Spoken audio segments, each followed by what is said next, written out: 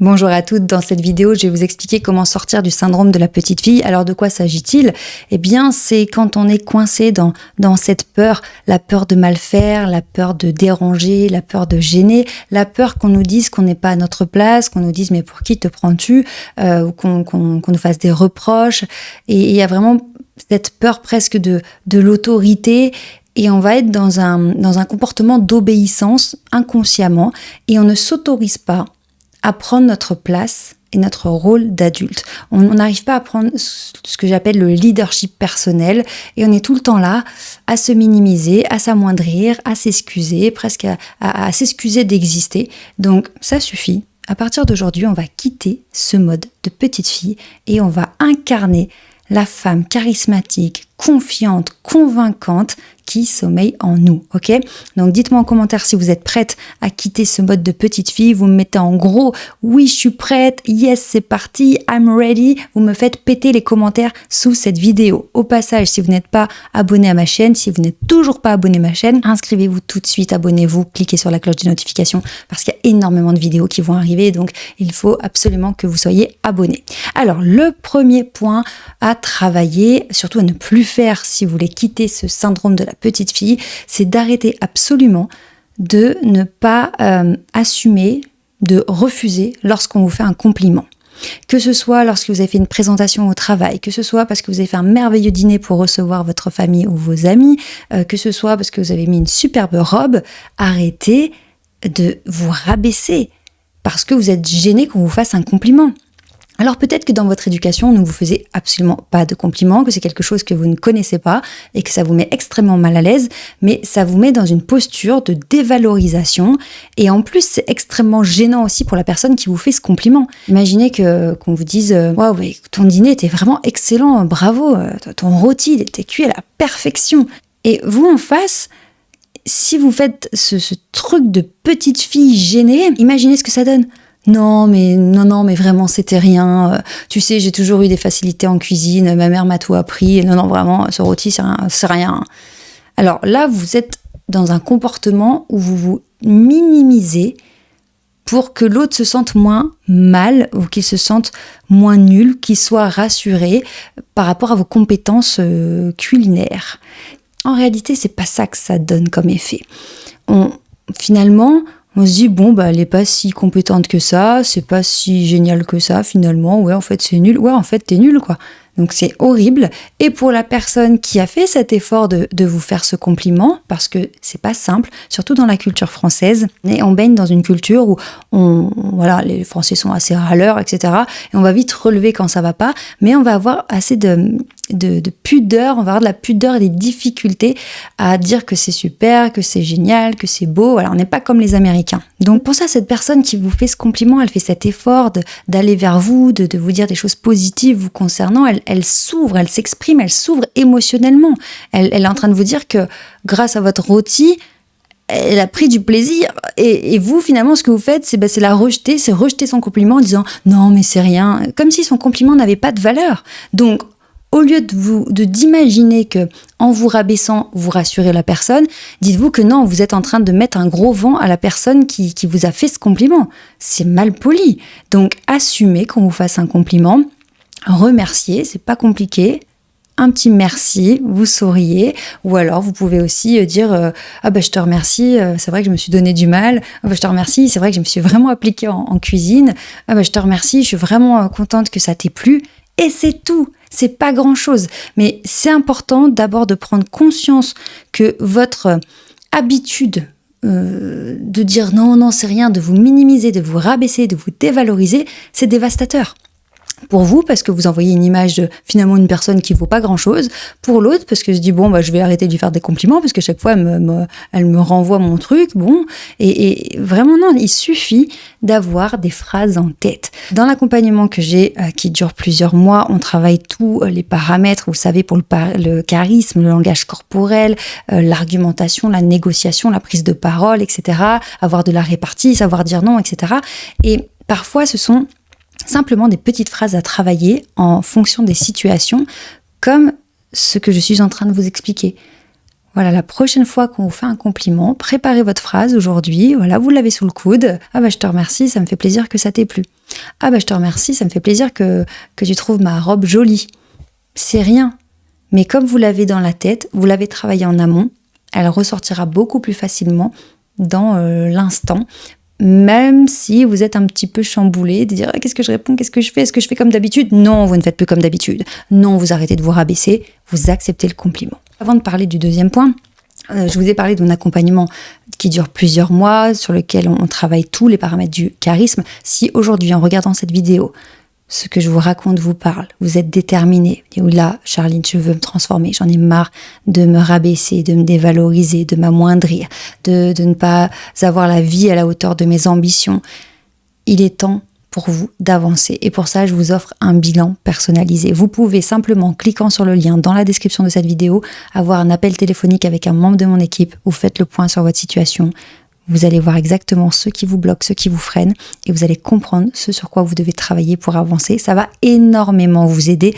Alors, si vous êtes déterminé, mais seulement si vous êtes prête à travailler, d'accord? Si vous regardez la vidéo ou ma chaîne en mode « Ah, c'est sympa ce que tu nous dis, c'est cool, oui, oui », ne prenez pas ce rendez-vous. On est vraiment dévoués, on est à fond avec les femmes qui sont déterminées, qui sont prêtes à changer pour changer de vie, changer de quotidien dans toutes les situations de leur vie, que ce soit avec leur partenaire, que ce soit au travail, que ce soit avec la famille élargie, en amitié. Si vous êtes déterminé, prête à changer, vous savez que c'est maintenant, prenez le rendez-vous, vous cliquez sur le lien, c'est gratuit, c'est totalement offert. Mais attention, on réserve cet appel aux femmes qui sont prêtes à se transformer. Alors maintenant, le point numéro 2. Quand on est dans un rôle de petite fille comme ça, on a très peur de dire non. Pourquoi? Parce que dans notre éducation, on nous a toujours dit d'obéir. On te dit de faire quelque chose, t'es une gentille fille, tu le fais. Tu fais plaisir, tu le fais. Tu es obéissante, tu le fais. Quelle idée de dire non? Mais quelle est cette rébellion? Mais ça va pas, mais pour qui te prends-tu? Donc, à l'âge adulte, quand on est encore bloqué dans ces peurs qui nous maintiennent dans ce comportement de petite fille, inconsciemment, ou même si vous en avez conscience, c'est très très difficile de lutter toute seule comme ça, de se transformer toute seule, c'est quasiment impossible. Eh bien, vous allez avoir tendance à avoir peur de dire non. Pourquoi? Vous allez avoir peur donc de l'autorité, finalement il y a cette espèce de spectre qui vous interdit de dire non, qui vous interdit de vous rebeller, et vous savez même pas vraiment pourquoi à l'âge adulte. Qu'est-ce que vous voulez qu'on vous dise? Vous êtes plus une enfant, mais peur de déclencher un conflit, peur d'être incomprise, et puis aussi peur d'avoir des reproches, on ne saurait pas comment se défaire de ça, comment on peut se défendre, surtout si vous manquez de confiance en vous. La confiance en soi, c'est se sentir capable. Donc imaginez que vous ne vous sentiez pas capable de vous défendre, vous allez donc avoir peur qu'on vous fasse des reproches, donc finalement, vous ne dites pas non, vous dites toujours oui, vous faites de l'évitement, vous faites les choses à contre-cœur, tant pis, mais parce que si vous vous affirmez, vous ne saurez pas comment gérer dans le cas où la personne vous ferait des reproches. Vous ne vous sentirez pas capable de vous défendre vous-même. Vous ne serez pas en mesure d'utiliser les bons mots, les bons arguments. Vous n'aurez pas cette intelligence émotionnelle pour comprendre ce qui se passe chez l'autre, ce que la personne essaye de faire en face, quel est son objectif dans son attitude, etc. Comment elle vous considère.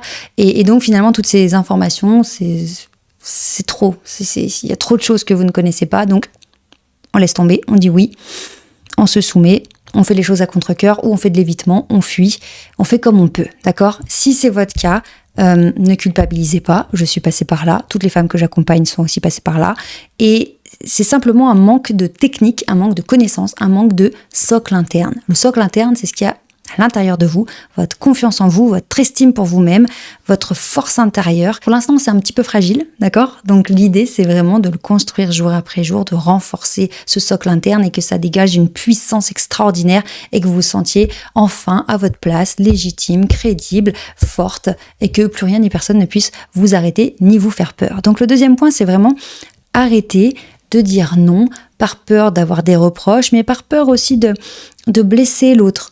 Et puis, si vous avez un profil sensible, hypersensible, il y a aussi ce truc de boomerang qu'on ne veut pas avoir, c'est-à-dire que si vous dites non à une personne, que ça la blesse, eh eh bien, si vous êtes très sensible, vous risquez par empathie de sentir cette déception chez l'autre, la tristesse, la frustration. Et si vous n'avez pas travaillé cette sensibilité, qui, voilà, pour vous pourrait être vraiment un atout, la sensibilité, quand on est très sensible, ça peut vraiment être un atout extraordinaire dans la vie. Si pour vous, cette sensibilité vous dessert jusqu'à maintenant, je peux comprendre que vous ne vouliez pas dire non pour pas ressentir la frustration, la déception, la détresse de l'autre, parce que vous allez vous la prendre de plein fouet, puisque vous avez une très grande empathie. Donc, je préfère ne rien faire, ne rien déclencher, et voilà, on fait comme on peut. Donc, ce point numéro 2, arrêtez de dire oui à tout et se mettre à être assertive, d'accord ? Donc, ça veut dire s'affirmer sans déclencher de conflit. Eh bien, c'est fondamental et ça s'apprend. Alors, on va passer au point numéro 3.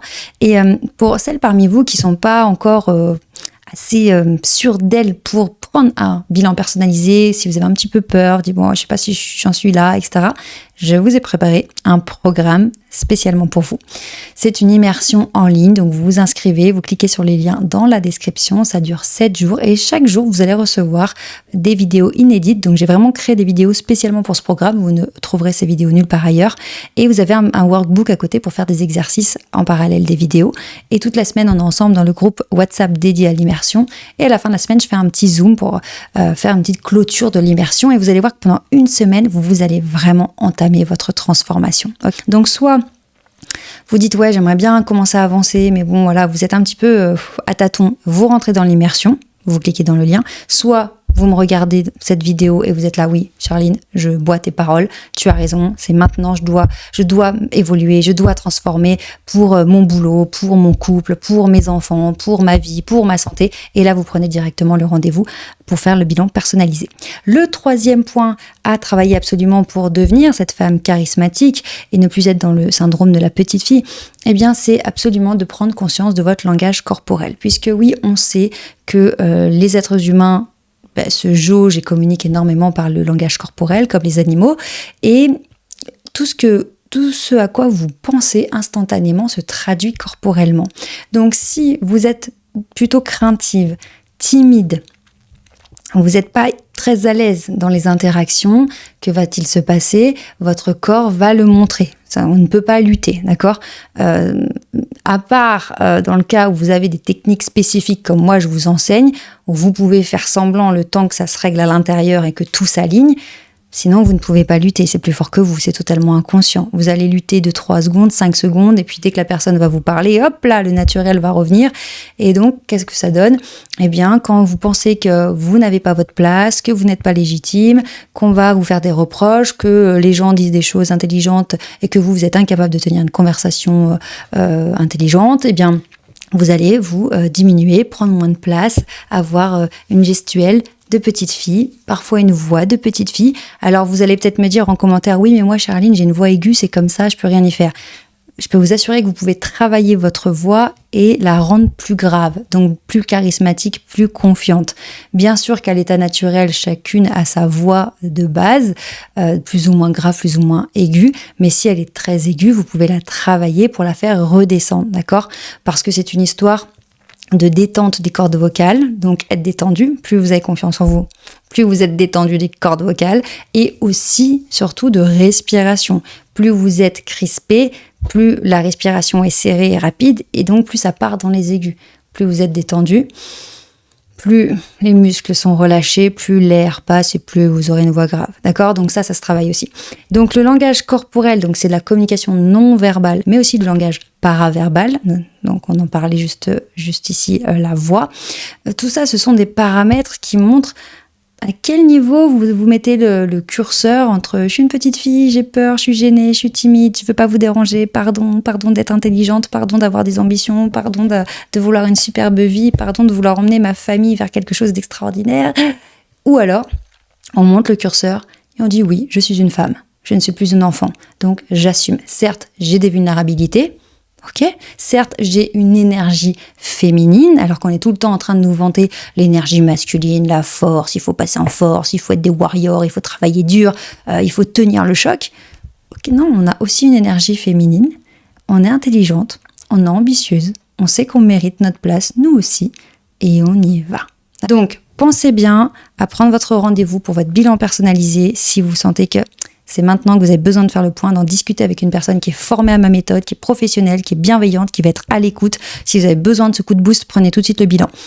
Si vous n'êtes pas vraiment prête pour le bilan, prenez l'immersion, vous allez voir à quel point ça va vous faire du bien. Et puis, pensez bien à vous abonner à la chaîne, il y a énormément de contenu qui arrive. En attendant, n'oubliez jamais que vous méritez de réussir et ne laissez rien ni personne vous faire croire le contraire. Ciao!